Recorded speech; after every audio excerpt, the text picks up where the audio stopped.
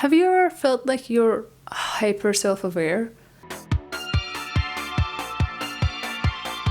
There's no such thing as hyper self-awareness. Hyper self-aware is just ignorance in a golden coat. Now you might be wondering, what is hyper self-aware? Hyper self-aware is like the new version of I'm just too kind. I just can't stop helping people and putting them before me. And I just sacrifice so much, and then they just always use me because I'm just too kind. And then you get to know them and you realize that they're not too kind because they care about other people. They just look at the things that they do for other people as transactions, and a lot of times they even do things that the other person has never even asked for, and then they expect something in return for that favor that they did for you, whether it's in the form of gratitude or doing something for them instead, or just putting them first and completely ignoring yourself, just like they did for you, even though you never asked for that. Intent matters, and a lot of times people who are too kind don't realize that in the back of their head, the reason why they're doing something for people isn't because they love them so much and they want them to just, I don't know, have an easier time or something. It's because they are expecting something in return for that, or that they've been taught that they're just not worth being put first, so they just put other people first. It's not because they're secure and now they can help others, it's because they just either don't see themselves worthy of being first, or they just look at it as a transaction or something. I had to say part 1 somewhere in here, but I forgot.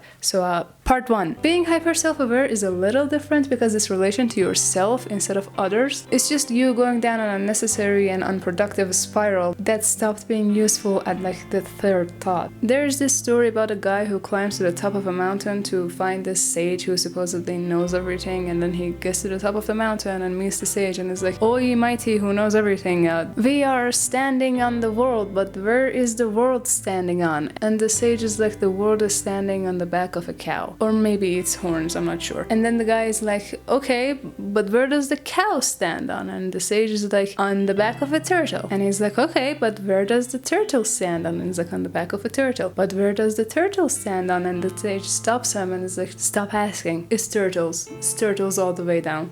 It's like, you have to write an essay and you sit down to do it at like 1 a.m. and you're a bit tired, but you're also anxious and you want to make progress. And that's like thought number 1, layer number 1. I am doing this because I'm anxious about not finishing it in time. And then you add a second layer and think, okay, I would probably write a higher quality essay if I did this tomorrow morning when I'm not tired. And also it's not a good habit that I'm like writing stuff at 1 a.m. Maybe I should stop. This is not a healthy habit. And then you add a third layer to it and think, yeah, but I'm being kind of harsh on myself. Like, it's not that late. It's just 1 a.m. I can like work on this for a little bit and then go to sleep. I can always fix my bad habits tomorrow. And then you add another layer to it and think, hey, but like, isn't that kind of excusing it? Like, am I not just excusing this bad habit that I have? Maybe I should just go to sleep right now. And then you think, maybe I'm being overcritical. I need to just focus on this essay. And then you just do this and do this and do this until like this shit is just turtles all the way down, isn't it?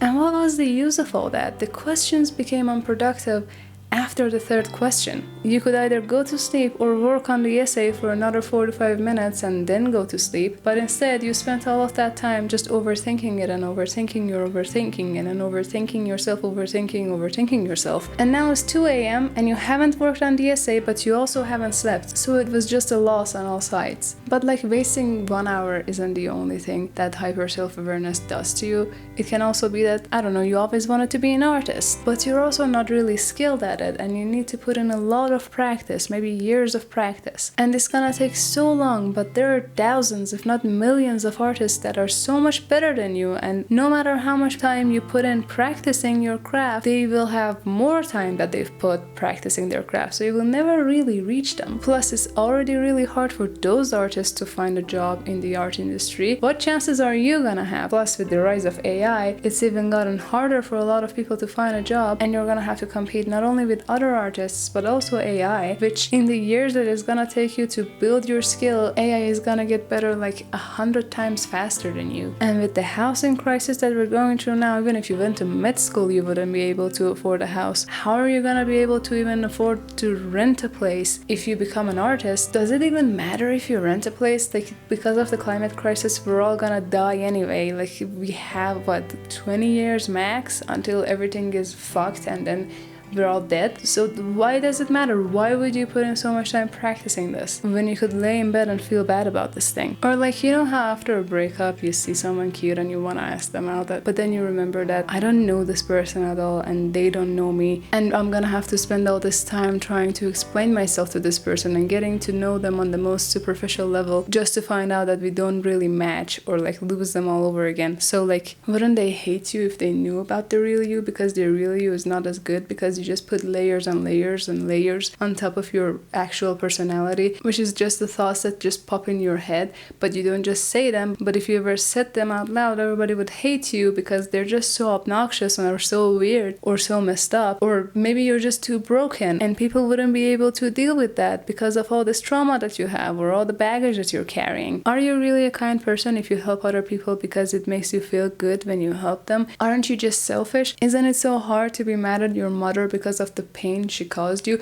because you know that she also had to go through a lot of pain herself and she was once a child that deserved better? Plus, you're just a tiny atom in the universe. It doesn't really matter what you do. Nothing you do ever really matters. You can never make an impact that really would matter. If God is real, then what the fuck? And if God isn't real, why the heck are you here? What is the meaning of any of this? Why do you exist? You understand that people are so mean and now you can no longer be mad at them, but are you really worth loving when you're so broken? The other day you saw an obese person walk into a restaurant and a thought popped into your head that, oh my god, what is this person doing at a restaurant? And even though you immediately caught yourself and thought that was a really bad thought that I just had, doesn't that mean you're actually a bad person despite how hard you try to pretend to be different, despite how hard you try to put on a mask and act like you're such a good person and mean will? Do you really mean will, or do you just want people to like you? All existence is beautiful except yours, because you just keep having these mean thoughts in your head. And if everybody is having these mean thoughts in their head, then does it really matter? Can anybody actually be good? Is innocence even a thing?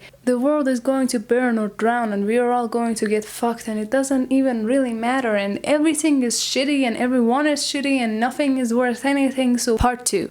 All of that is just meaningless chatter of the mind. It's just this downward spiral of you just going over and over and over the same topic. All of that is just you making a maze for yourself and then moving the walls to make sure that you can't get out of it. Why is self-gain so bad? Why do you need to have a greater purpose or a deeper meaning? Why do you need the promise of heaven or the fear of hell? Why do you need someone to understand you completely when the rest of you is still incomplete? You exist because the sperm and an egg merged.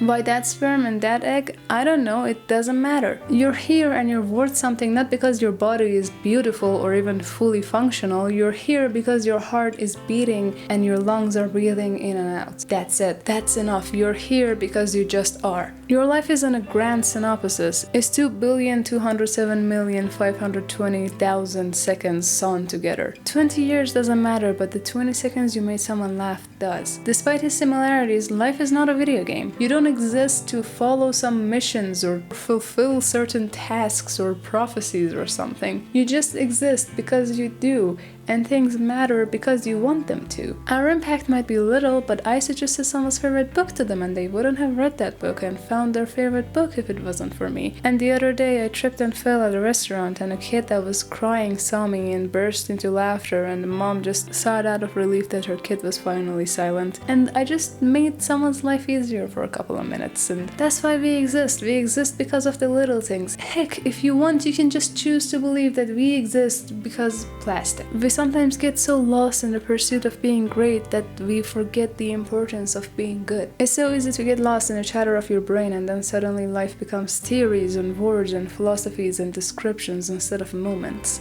But words will forever fail to describe and communicate that which cannot be translated. The experience of life cannot be translated. Part 3. When you're hyper self-aware, you're just spiraling down into questions that don't elucidate to anything useful or helpful. They just generate stress and anxiety and judgment towards yourself. And especially nowadays, we do this a lot because the whole looking one level deeper feels important, but after a certain point, it's just repeating yourself. You're just running around in circles, wasting time and not reaching anywhere. A lot of times we get caught up asking why questions too much. while asking what questions will help us get to the root of the problem faster. Let's say, for example, you may be anxious about your relationship with your mom. Let's say this anxiety stems from the fact that your mom is hyper-judgmental and you just constantly have to prove to her that you're actually worth loving. This need to prove to your mom that you're worthy of her love is caused by your desire to be loved. It's an anxiety driven by the desire to please your mom, which is caused by your need to be loved. If you keep asking why questions, you're just gonna end up spiraling. Why are you anxious about your relationship with your mom? Because you need love. Why do you need love? Because you need to feel secure and safe, and being loved makes you feel that way. Why do you need to feel secure and safe, and why does being loved make you feel that way? You see that? Are you starting to see the turtles? Now you can ask yourself, what do you need to feel secure in your relationship with your mom? And the answer to that would be, you need love from your mom. And now you're both self-aware and you also have a tangible problem that you can start trying to solve and,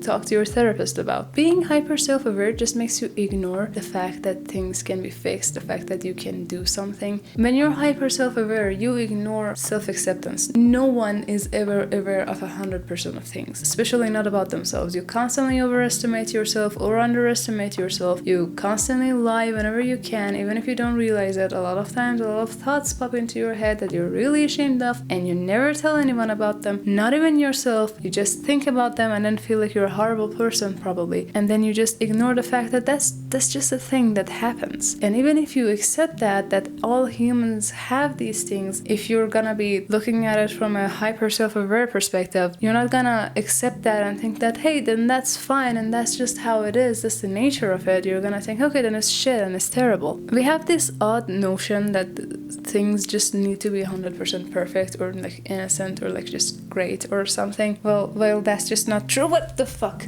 How did I fall down? I fell off a rock somehow. When you're hyper self-aware, you ignore the potential for change, and you also ignore the fact that there is a reason ignorance exists. You would go crazy if you tried to just pay attention to 100% of things, and you need to accept that you're not a bad person. A lot of us have a very sterilized view on the world, and we act like everything horrible to ever happen was caused by humans and it was just us humans and we're just so terrible. And nothing in nature is ever unjust or unfair, even though something being fair or something being humane are just like things that we have made up. Like, have you ever watched a nature documentary? My point is, get off your high horse, like right now you're riding it and you're having fun, but what are you gonna do when the horse is sober? You can't pay attention to too many things. If you're hyper self-aware, you're just spending all of your attention in places that probably don't need spending so much attention on, which means you're also ignoring some other really important things. Sometimes things aren't that deep. Sometimes things just are. But yeah, that's it. Like and subscribe. I don't know.